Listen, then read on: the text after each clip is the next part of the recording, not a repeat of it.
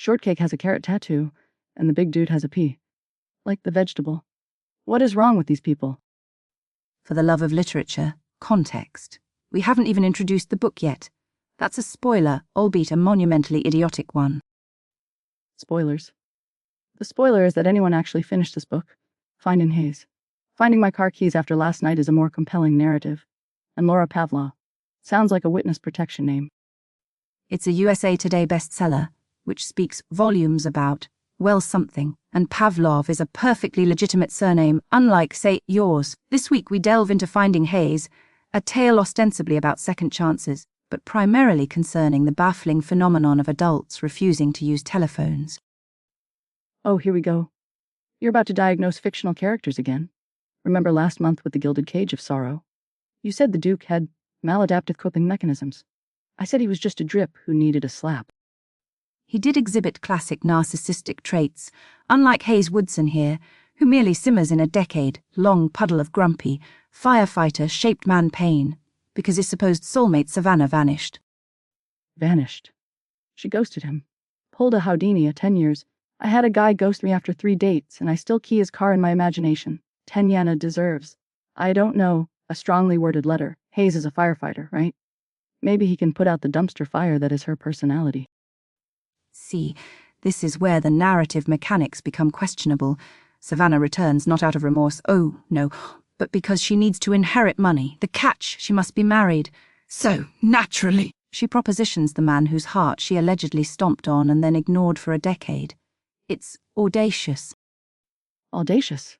It's iconic. She needs cash, is conveniently single and built like a firefighter calendar model. It's practically a business transaction. My neighbor Brenna married her boy for his green card. This is way less messy. And Hayes. Mister, I don't do relationships. Suddenly he's like, I may not be the marrying type, but for Savannah I'm willing to bend the rules. Paft? More like, I haven't gotten laid in 10 years and she's breathing near me? You're overlooking the pathos, the alleged sabotage by an ex-girlfriend, the letters he wrote but never sent. It's textbook romantic yearning, amplified by poor communication skills. He's emotionally stunted, yes, possibly requiring significant therapy, but Savannah isn't exactly a paragon of maturity either.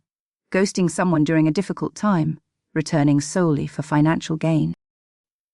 Okay, she's not Mother Teresa. But who cares? Is she hot? Do they get it on? One review mentioned a lot of erections. Don't be shy now.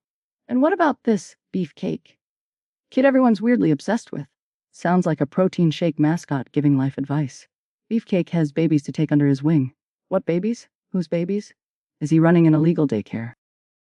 I believe Beefcake is a child character offering precocious wisdom. It's a choice, much like the matching peas and carrots tattoos they apparently share. It beggars belief. Right? Peas and carrots. That's not romance, that's baby food. If a guy suggested that to me, I'd assume he had lead poisoning. Which brings us to the crux of the matter. Is Finding Hayes actually any good? Or is it, as one particularly eloquent reviewer put it, a bookfist? Bookfist. I love that. See, that's literature. Forget your pathos. Give me visceral reactions. I bet that reviewer gets it. But then you have people saying it altered their brain chemistry. Did this book alter your brain chemistry?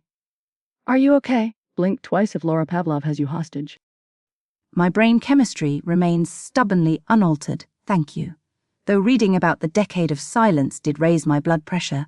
The central conflict hinges entirely on the big misunderstanding, trope, stretched gossamer, thin over 10 years.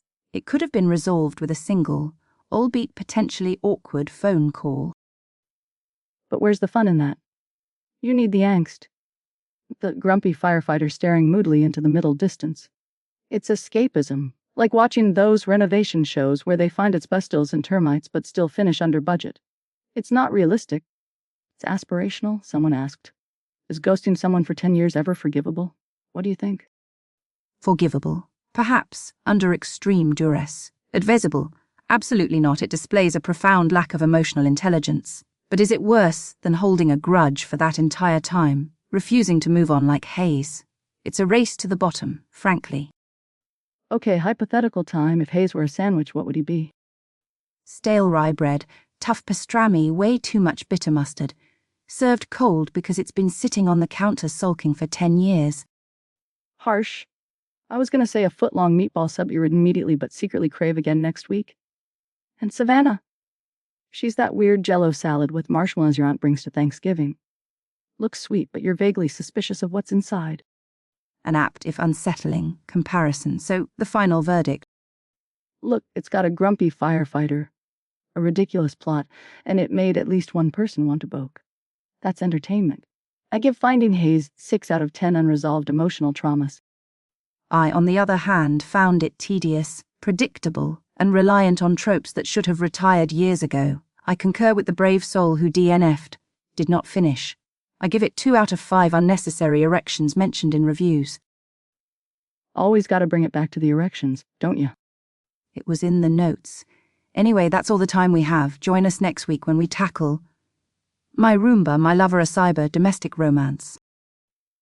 Oh God, is that even real? Sounds like something you write. Keep it locked. Weirdos. This is Heartbook Radio.